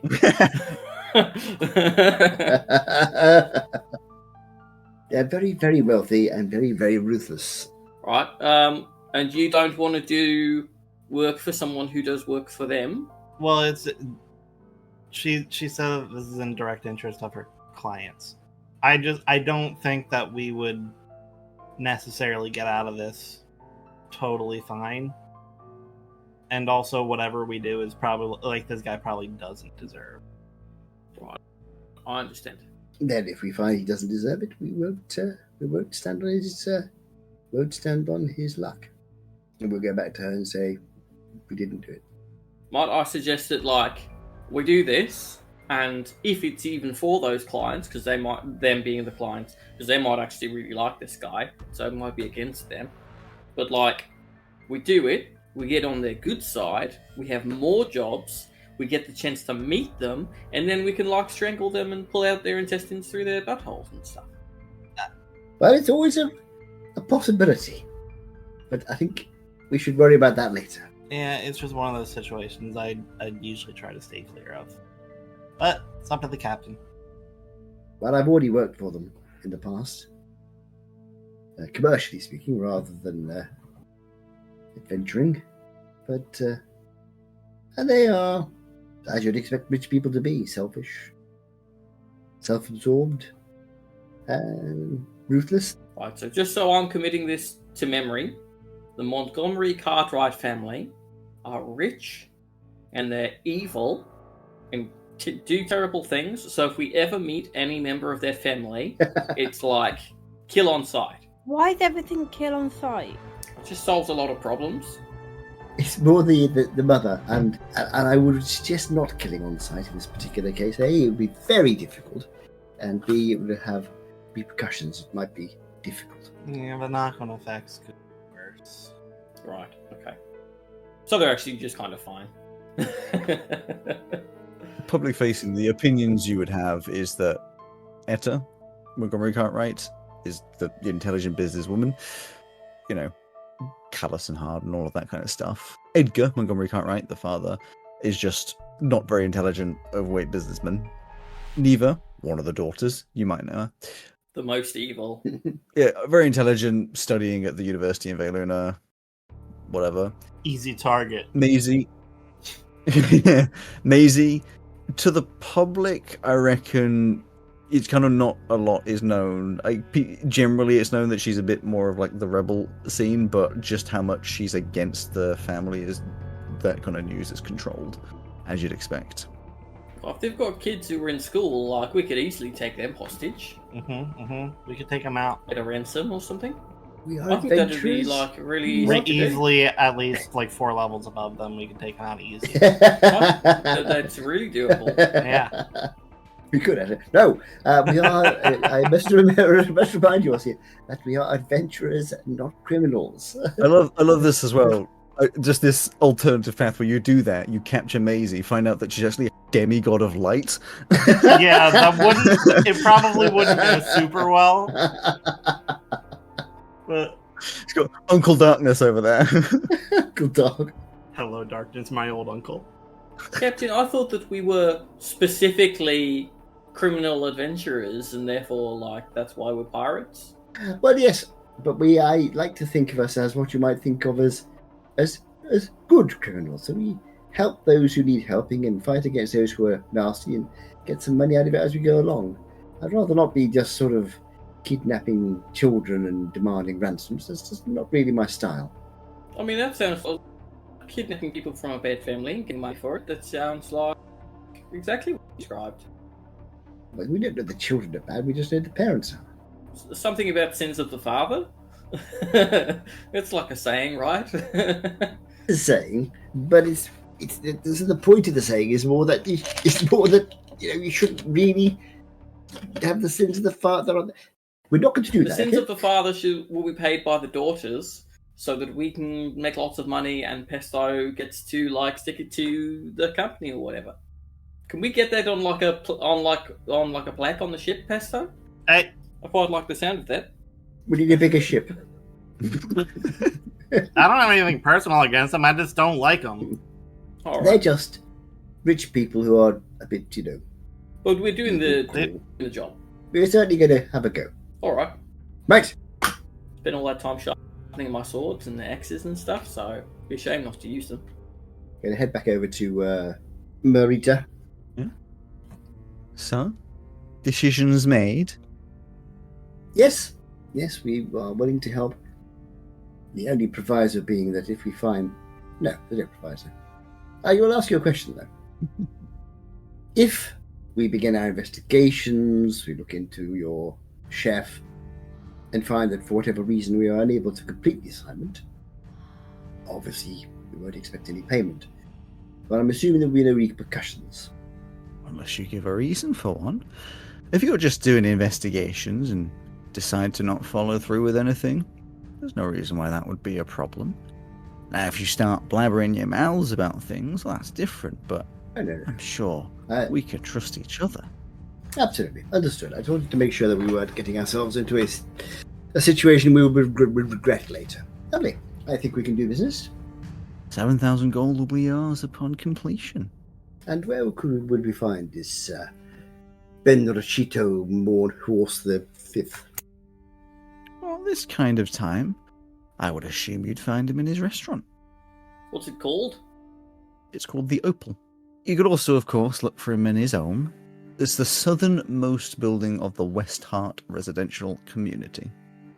Okay, well, thank you very much. And we'll find you here, shall we, when we want to contact you? Of course. If I'm not here, then I will be eventually. Very well. Good to meet you, madam. Give a little nod. Shall we? Aye. What time of day? What time of day is it now? Was it in the morning? Very late. You'll be looking at like 8 o'clock. Evening, isn't it? Yeah. Well, is anybody hungry? Should we go for a meal at the Opal? Sure. Oh, I thought we were just gonna like break into his house. Could do. But we can do. I just, if it's like fancy and do you guys have fancy clothes? Because she just said that we don't look like we belong here. I am wearing fancy clothes, apparently. I've got fancy clothes, but I don't know if the rest of you do. I'm fine. Nunu, Mm. do you have any fancy clothes to go to a posh restaurant? Does it look like I have fancy clothes? Not at the moment, no. Do you have any back on the ship at all? Does it look like I'm going to have any fancy clothes? Right. Lovely. You do have a dragon that you could skin and turn that into some quite fancy, like glittery stuff. Shut up, Ozzy! The only reason I ask is because if it's going to be a problem with the Nunu wearing the wrong clothes, but if that's fine, then we'll head over to the Opal and try and get a table. She'll shift weave into her longer skirt and less crop of a top. There you go. She'll still have a mask hanging from her belt, though. Why not? It's a fashion statement. Mm-hmm. I'm wearing a mask, so I can't comment. The upper district is cleaner, sort of broader streets with tall iron lampposts and hedges trimmed with mathematical precision. You can tell, as you're walking around, this is generally going to be the domain of the businessmen, where the buildings are wider, slightly taller, there's polished signs, armoured doors. You can see some of the guard presence around protecting various things. You presume there'd be probably some more during the day. But you move over towards the Opal, which is very, very fancy. The Opal is the most egregiously fancy restaurant you've ever seen. The entire inside is a pale cream white with masses of clear crystals hanging from the ceiling, refracting the lights all around the room. In the center of the room are two incredibly large pillars which hold up the painted ceiling, tens of feet above, and toward the back of the restaurant, past the many round tables, is a quarter-circle staircase that evidently leads up to a kitchen. The walls of the restaurant are large stained glass windows that are evidently enchanted to show not the streets of Moonhaven, but one of the many beautiful northern coastlines looking out into the sea, sun shining down, even though it's late in the evening.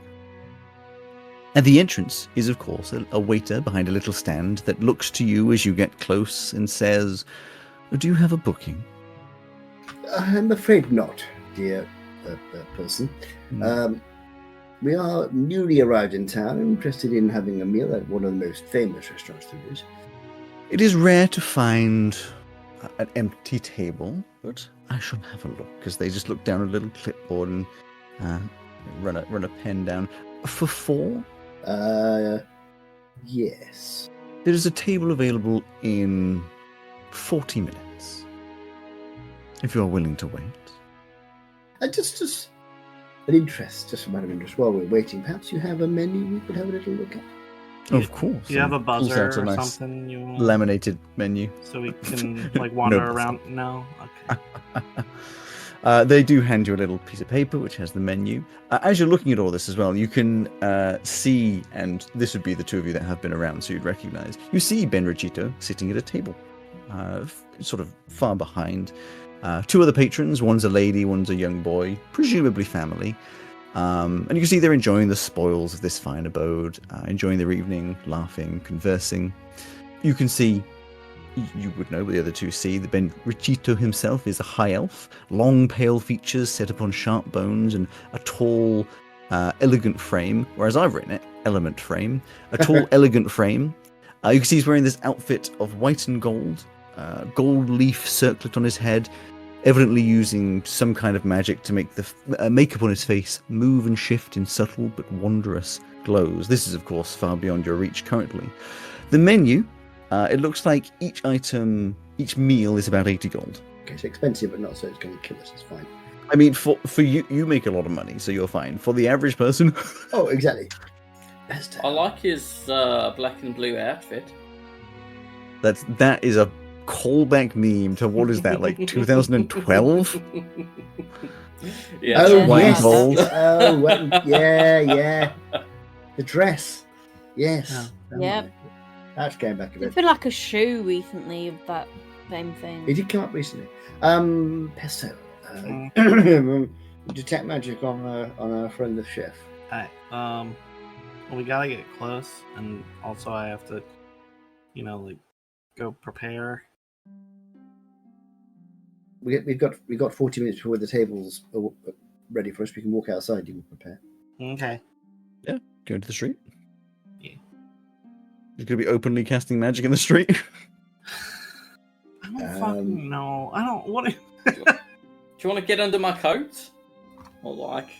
No, I will open the stopper on my bottle of fog. This is so extra. We don't need to do that. We don't need to do that. I never used the damn thing. I feel like Pesto's just getting embarrassed. Like, stop, please. No. Why don't I release my dogs in here? That would cause a good distraction? No. You don't want me to let my 60 No. feet of fog out there? No, I do not. Oh well. Are you happy to wait the 40 minutes? I can write you in the booking. Yes, please. Could I have a name for the booking? Yes, indeed. It's Captain Moonhaven. Captain Moonhaven. Captain Moonhaven. And how would you spell that? I would spell it Mehyam. What are you looking at? I'm looking at mayhem, spelled backwards. Of course. Captain Moonhaven. He writes it down and goes, "Oh, that spells mayhem backwards." Kijam, Moonhaven, and... whatever it will be. And Sthim. It's almost Smith. Yes. Right. And I believe that would be a fairly good spot, unless anyone has anything else they wish to do to end up our session. That's fine. I shall say we have. Nope. Last session, I'm gonna- shopping episode. Next session, eating episode. Eating episode. Session Put, after that, Captain- Murder. yeah, probably murder. Yay. And then session after that, rock episode. Walk, Mom! I'm going to go to a rock concert. As long as she's got some sort of gravelly voice, I'll be happy. As long as we can keep up with one. Don't me.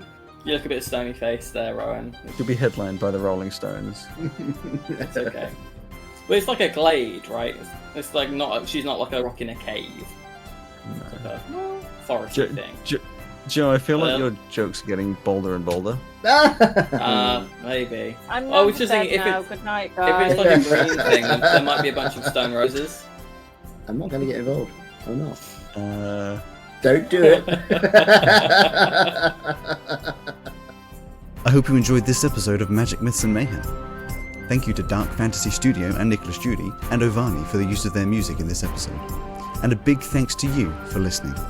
If you want to hear more behind-the-scenes content, alongside extra art and lore, please consider joining our Patreon by searching Magic Myths and Mayhem on patreon.com, or watch our extra content and games on twitch.com. For now, thank you for being here, and we look forward to seeing you next time. I'll see you then.